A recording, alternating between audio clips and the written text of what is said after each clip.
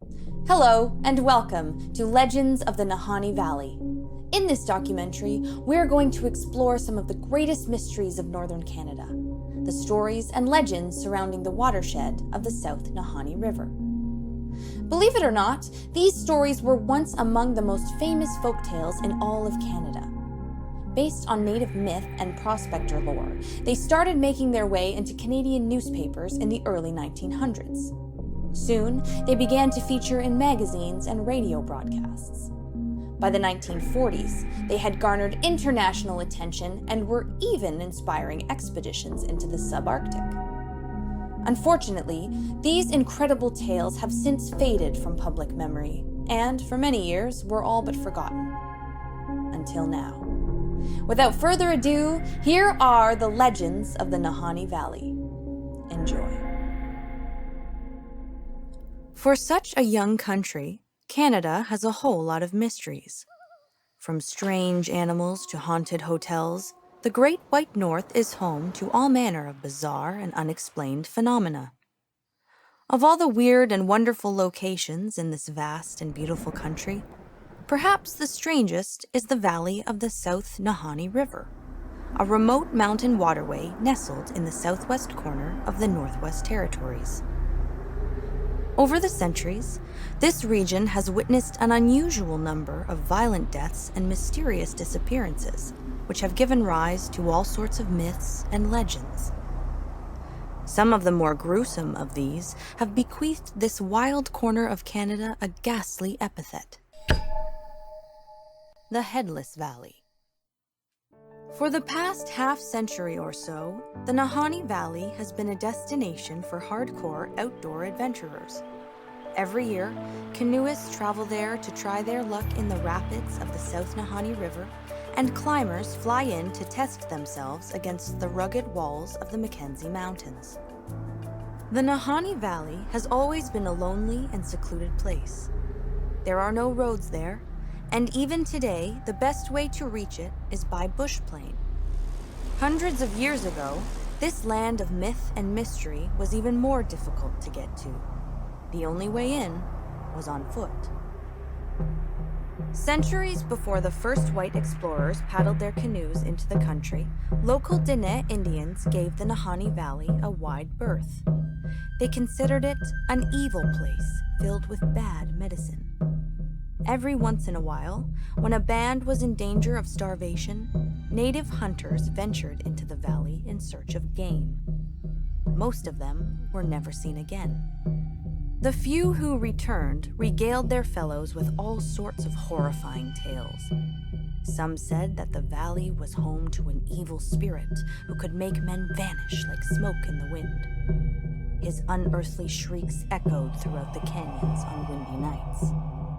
This specter was not the only sinister presence said to haunt the region. Legend has it that the valley was also the domain of a race of hairy, man-eating giants known as Nahanni. These monsters dwelled in the valley's caves during the day and came out at night to hunt. The Diné were terrified of these wild men who stalked them through the forest and watched them at night, lurking in the shadows just beyond the light of the campfire.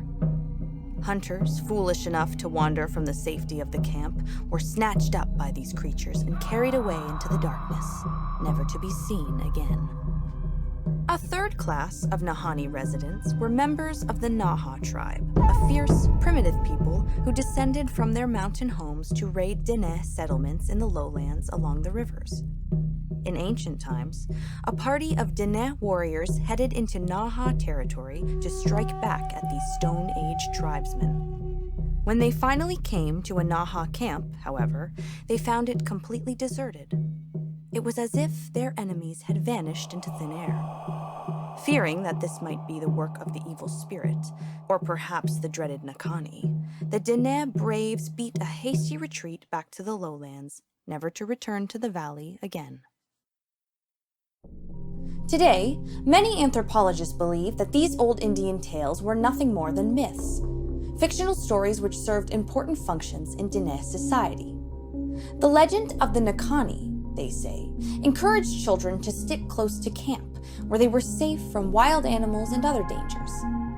The tale of the Naha tribe, on the other hand, is said to be a relic of a bygone age when the tribes of the Mackenzie Mountains were in a state of perpetual warfare. Maybe these stories were just fairy tales designed to reinforce the cultural norms.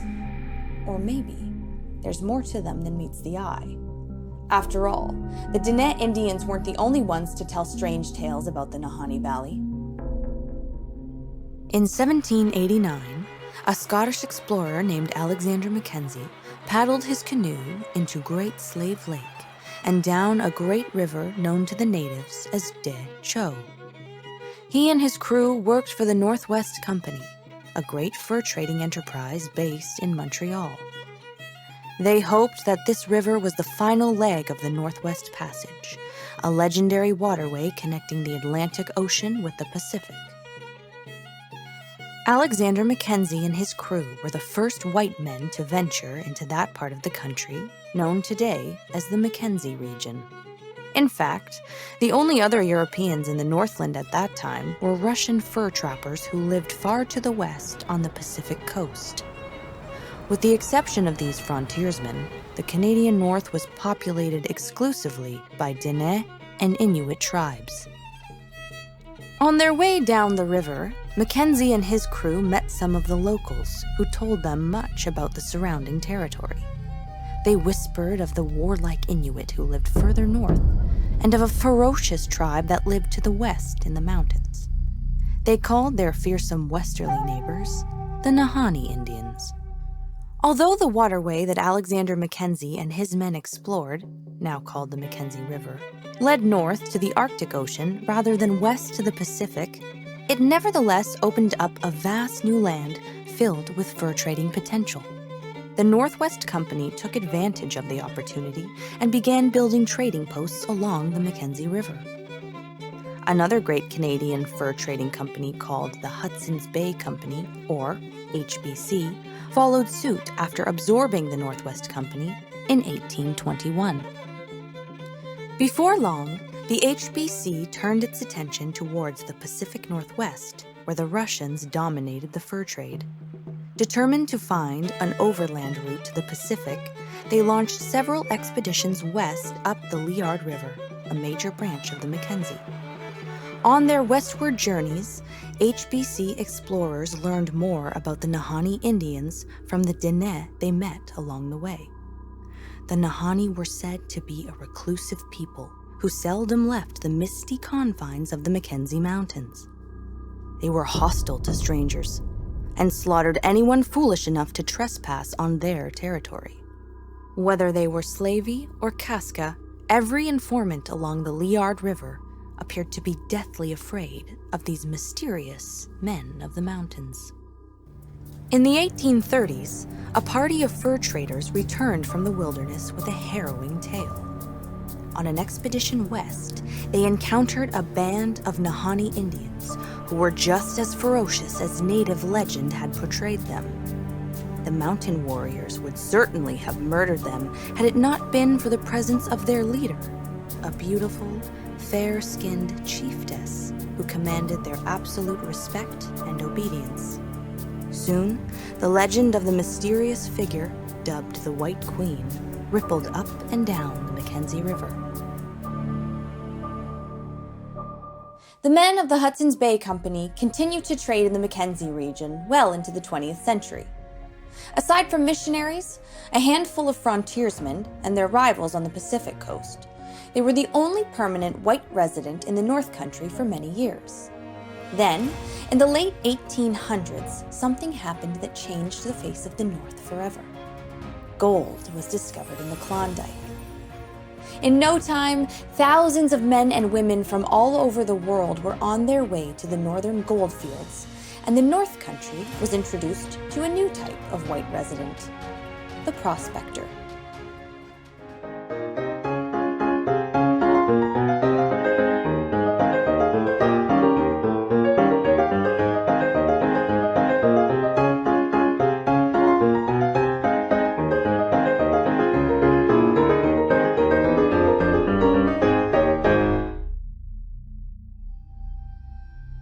In the aftermath of the Klondike Gold Rush, prospectors who failed to strike it rich in the Yukon began to look elsewhere for gold. A number of these restless souls wandered into the Nahanni Valley and began to pan the creeks which fed the South Nahanni River. Some, who returned from these diggings, filled northern trading posts and saloons with strange tales of a tropical valley hidden away somewhere in the Mackenzie Mountains. This valley was said to be snow-free all year round, its climate attributable to hundreds of hot springs which ran through it. The valley's soil was black and fertile and supported a spectacular variety of lush and exotic greenery.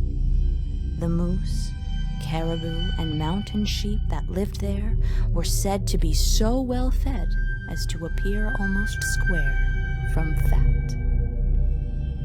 Hand in hand with tales of a tropical valley were stories of mammoths, mastodons, and other prehistoric monsters said to roam the most desolate recesses of the Nahanni. Native trappers and white prospectors alike claimed to have found fresh tracks of these creatures in the snow, and many frontiersmen returned from the wilderness bearing priceless ivory tusks with hair and flesh still adhered to the bone. Another ancient animal said to live in the Nahanni Valley is an enormous wolf-like creature eerily reminiscent of a monster of Inuit myth. Known as the Wahila, this solitary creature is said to have the ability to crush bones with its powerful jaws. Some say that it is a direwolf, an ancestor of the modern-day timber wolf. Others believe that it is an animal commonly known as a bear dog, which is supposed to have gone extinct about 8 million years ago. In spite of all the terrifying tales of prehistoric monsters, hostile tribes, hairy giants, and evil spirits, a handful of enterprising prospectors continued to try their luck in the Nahanni Valley in the hope of discovering gold. Two such men were Willie and Frank MacLeod, the Métis sons of a prominent Scottish fur trader. In the early 1900s, the MacLeod brothers, equipped with mining gear, disappeared into the Nahanni Valley. They were never seen alive again. 3 years after the MacLeod brothers' departure, Willie and Frank's younger brother Charlie, fearing the worst, mounted a search party. The ragtag band of trappers, aboriginals, and ex-Mounties he recruited headed up the South Nahanni River, warily scanning the shore for anything out of the ordinary. After several days of tracking and poling their canoes upriver, Charlie and his crew made a grisly discovery. On a flat stretch of riverbank, known thereafter as Dead Men Valley, sprawled the headless remains of Willie and Frank MacLeod. Their heads were nowhere to be found. Word of the disturbing discovery spread like wildfire throughout the Canadian North. Over tea and bannock, trappers and fur traders speculated as to the nature of the MacLeod brothers' gruesome fate. Had they been killed by one of the hairy, cave-dwelling giants of native lore? Had they been murdered by the mysterious Nahanni Indians? Perhaps they had been beheaded by a rival prospector or a trapper gone mad, his mind shattered by years of isolation in the bush. Along with these conjectures grew rumors that the Nahanni Valley was rich in gold, and that the MacLeod brothers had made a massive strike on one of its creeks sometime prior to their untimely deaths. In no time, whispers of the lost MacLeod mine, a subarctic El Dorado where gold nuggets the size of goose eggs littered the creek beds, spread throughout the Northland. One by one, prospectors from Yukon and Alaska trickled into the Nahanni, determined to strike it rich. Throughout the first half of the 20th century, dozens of prospectors met with bizarre ends in various reaches of the Nahanni Valley. Many of them were found headless, just like the MacLeod brothers. Some were found beside the ashes of their cabins, which had mysteriously burned to the ground. Others simply vanished, never to be seen again. Some frontiersmen saw these bizarre deaths and disappearances as affirmations of what they had long believed, that the Nahanni Valley is cursed, and that those who dare to search for its gold are doomed to a terrible fate. Others blamed the Nahanni Indians or the prehistoric monsters. Whatever the case, most of the murders and mysterious disappearances that have taken place in the Nahanni Valley remain unsolved to this very day.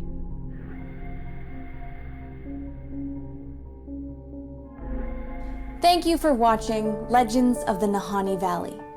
If you enjoyed this video and want to learn more about these great Canadian mysteries, please check out the book Legends of the Nahanni Valley, available on Amazon and Kindle.